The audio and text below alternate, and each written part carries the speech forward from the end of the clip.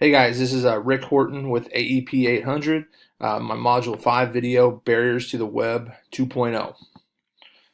In this assignment, we were asked to read several articles, kind of reflect and respond to those articles, and then do some questions at the end. So here we go. The first article was Barriers to Using Web 2.0 in 21st Century Schools. Access to technology in schools has increased immensely with, one-to-one initiatives, with all the different websites coming out there with curriculum, with just, educational websites and apps that are out there, iPads. We have a ton of different technology and resources that we can use. But, the more that we have this technology, it's still the integration of that technology into the curriculum still isn't there. It still isn't to the level that it could be or should be. And also, just having all this technology available still has not increased test scores or really improved instruction quality where it should have. If we were using the web just as a separate tool, as a separate you, you know another tool to a lesson we could use for science or for math or something. There's just a lot of cool different things we could do and let the kids explore and learn a little bit on their own. Um, Teachers give a lot of excuses about this, lack of time, lack of training, lack of time. We're all busy. I get it. I mean, we're all teachers. We all are busy doing stuff. Lack of training. Some people just don't know how to do it. Sometimes you have to take the initiative though and go learn for yourself or seek people out that do know. Lack of technology support. Maybe your district doesn't have the technology, or you don't have the people that can help you do it, or lack of administrative support. And again, that's going to come from just an administration that maybe doesn't want to spend the funds, or um, just doesn't see the initiative to go out there and find the technology. The other thing this article talked about is school culture. Maybe the culture, maybe the kids just aren't technology driven kids, which is kind of rare in today's age, but I'm sure there are some of those out there still. The digital divide consists of a lack of opportunities in schools, after school, as well as at home. The way to end the cycle of poverty is to make our schools a place to provide opportunity for students that lack these. And basically, what that's saying is some of our kids can't afford stuff at home. They can't go home and do extra internet assignments because they don't have that at home. With poverty and just the best meal they get to school, and sometimes the best use of technology they have is at school also. A little bit more on that article. Web 2.0 tools can be part of an individualized program to help unique student needs. It can, blind students or students who need reading support and strategies can have read along toolbars with their stuff. Google has a lot of that stuff already preloaded in there, and it's free. It's awesome. By using Web 2.0 tools on a regular basis, students can develop skills in multiple different things. I listed a few of them out here. Problem solving skills, utilizing critical thinking skills, becoming more self-directed, creative, productive, responsible, developing media, with literacy, informative literacy, technology literacy skills. There's just so much out there that kids can do if we give them the web resources to do it. The next article was the seven common barriers that obstruct tech adoption and education. Again, I don't know if these are all obstacles, but a lot of them are excuses.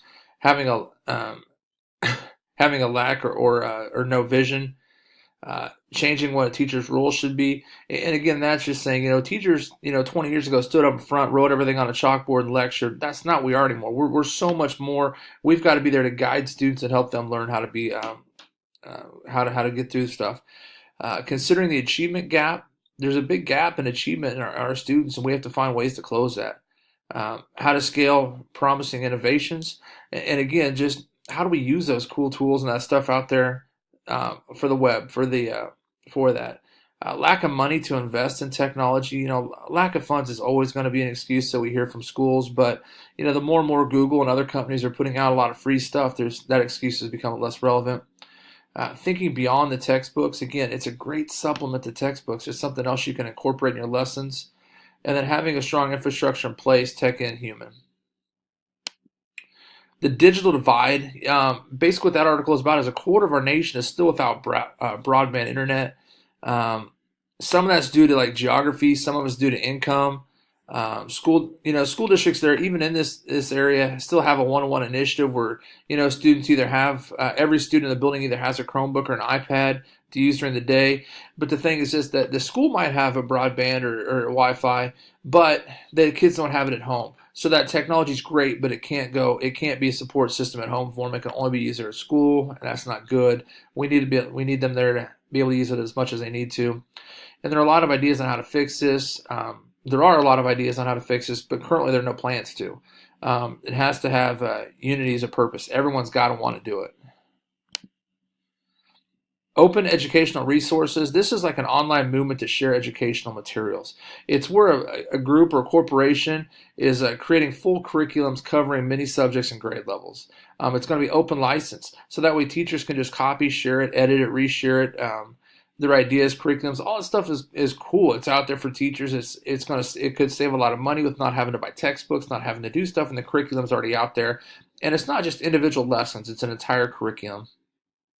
A lot of school districts are exploring the open educational resources as an option, and organizations are trying to build entire curriculums instead of just single lessons. All right, now to get to the questions that were assigned to us for this assignment. Do I feel the digital divide can be resolved? Why or why not? I think any problem can be resolved. Will it? I don't know. And part of the reason I say that is there's several aspects that's going to have to happen. For the divide to come to an end, there's got to be time. It's going to have to take some time. It's going to have to take commitment from a lot of people. It's going to take funding. So for these areas, geographically, they may have to go in and clear out trees, and that's not going to please anybody if they have to go in there and clear anything out. They're going to have to dig and bury, fiber optic cables and lines. And again, a lot of people don't want their land or whatever tore up, so it may not be a high priority to that area. And, the other reason I say I don't know if it's going to get resolved, I think most people out there, their cell phone is their lifeline because it's got access to the internet out there, and there's still areas of the U.S. where you have really poor cell phone coverage. And as long as there's still that, I can't see the broadband becoming any less of a issue. So I think as long as we still have, areas with their needed cell phones and all that stuff, people are not going to be in a big rush to solve the digital divide. What skill sets do I feel 21st century students must acquire prior to graduation? The first is digital citizenship. This is so big. Kids think anything they put on the web is protected, we used to always have that joke where someone was telephone tough guy, where they could say whatever they want on the phone, but wouldn't say it over their face. Well, now it's even more with social media, Facebook, everything.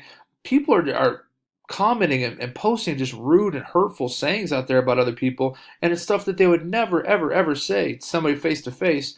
We just really got to keep working on our digital citizenship and let kids know that's okay. It's never okay to post inappropriate pictures of somebody else or whatever. We've got to keep working on that skill set. Communication. Again, digital's great because we have so many new ways to communicate with Skype, FaceTime. We could text, we could call, Hangouts. I mean, there's just so many different ways to do it, but we're getting so used to communicating through electronic devices that we're getting poor at face-to-face communication. I still think that's a skill we have to have. Problem solving. We've got to be problem solvers. We've got to be proactive, and we got to think on our own of ways to solve problems. We can't just always go to somebody else and ask them to fix it for us. Creativity. I think that's a big thing the internet and some of these web-based programs can have, is just help our students become more creative, technology proficient. If we're not learning, how to type, how to code, how to do some of that stuff in classes right now, our kids are going to be behind. That's just something that we've got to work on and got to get better at before they graduate. And the ability to collaborate. More and more in the business world, it's less one person sitting in a cubicle doing work. It's so much more collaboration now. Our kids have to get used to working with people and with the groups. What impact has the global economy had on my personal use of the internet? First off is communication. When I was first in college or young, it was hard to communicate with friends. If you didn't know somebody's number, you wouldn't run across them forever. Now with social media and everything out there, you can bond and connect with your friends that you haven't seen in forever. Your family. If you got family that live out of town, out of state, you can still Skype, you can FaceTime, and it's, you could just stay in contact a lot better with them. Students and players, I kind of would lump those together. What I'm saying here is, there's apps like Remind or like a Team Snap or a Huddle, something where I could share information with my teams, with my students, and they get it instantly. And if it's something that's relevant to them, I could tell them to bring a certain book to class, or I could tell them to do this or do that. And it's out there right now. Sites like Twitter, all that stuff can do the same things.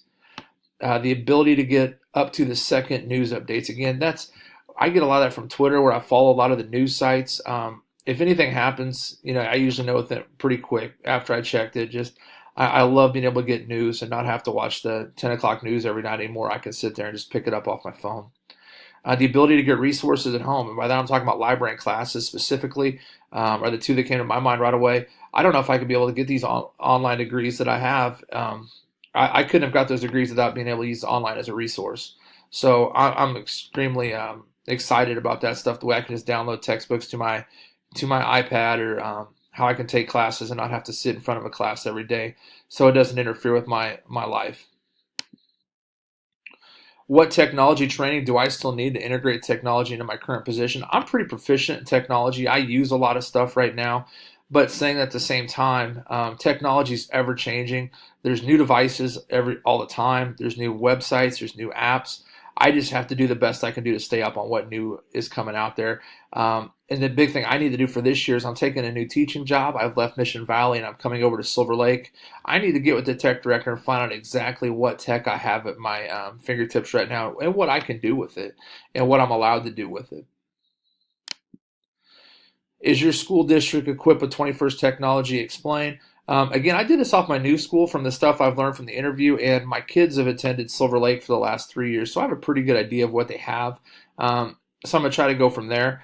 They have one-to-one touchscreen Chromebooks, which is awesome. The kids all from junior high to high school have their own Chromebook with the touchscreen that goes home with them. All classrooms have a smart board. We also have computer labs that are all full of Macs. So there's just some different things that we can do on the Macs that we can't do on the Chromebook. Digital projectors. We actually have one 3D printer at the elementary school and two at the high school, I believe.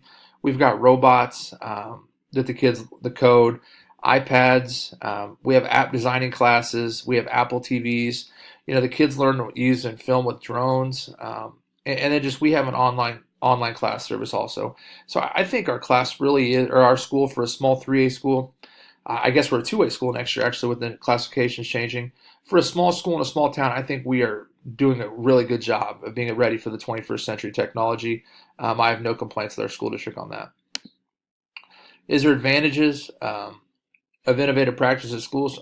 Yeah, one of the big things here is student motivation. Our kids aren't comfortable unless they have a device in their hand. It's just the society we live in anymore.